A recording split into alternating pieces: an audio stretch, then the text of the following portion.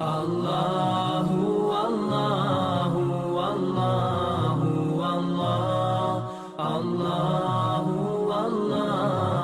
اللہ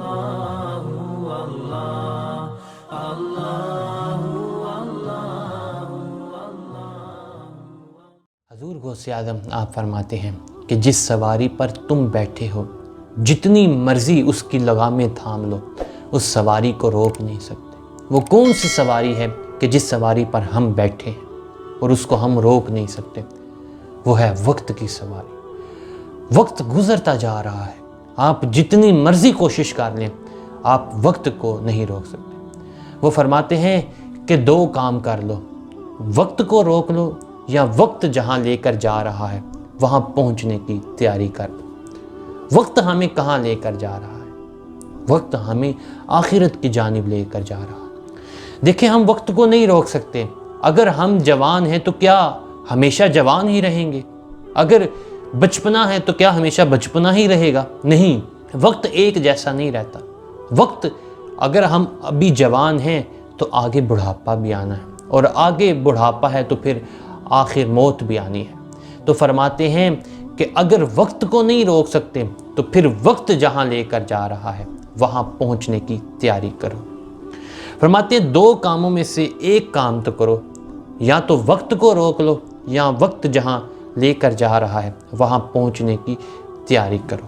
کہیں ایسا نہ ہو کہ دنیا میں مصروف ہو اور اسرائیل اچانک آ جائیں جو دنیا سے اٹھا کے تمہیں قبر میں پہنچا دے۔ یہ جو اچانک والا لفظ ہے یہ بہت پرتاثیر ہے۔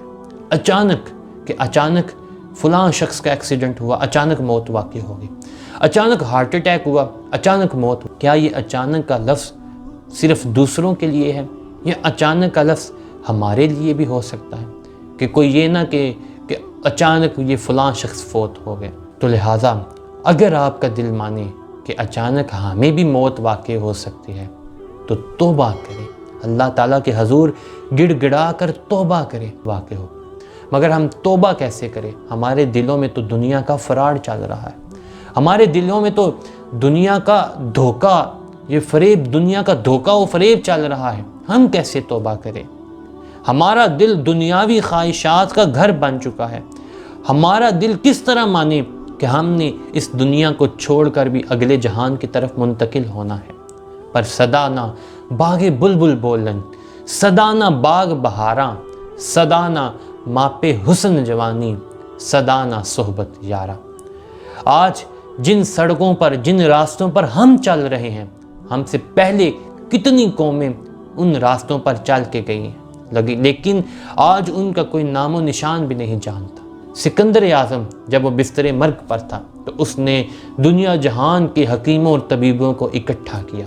اس نے کہا کہ مجھے صرف اتنی سانسیں دے دو کہ میں واپس مقدونیہ جا سکوں، لیکن وہ تمام حکیم اور طبیب مل کر بھی سکندر اعظم کو اتنی سانسیں نہیں دے سکے کہ وہ واپس مقدونیہ جا سکے۔ تو آج اگر ہمارے پاس وقت ہے کہ ہم آخرت کی فکر کریں، ہمارے پاس وقت ہے کہ ہم اللہ کے حضور توبہ کریں، گڑ گڑا کر اللہ تعالیٰ کے حضور توبہ کریں، یہ ہمارے پاس آج وقت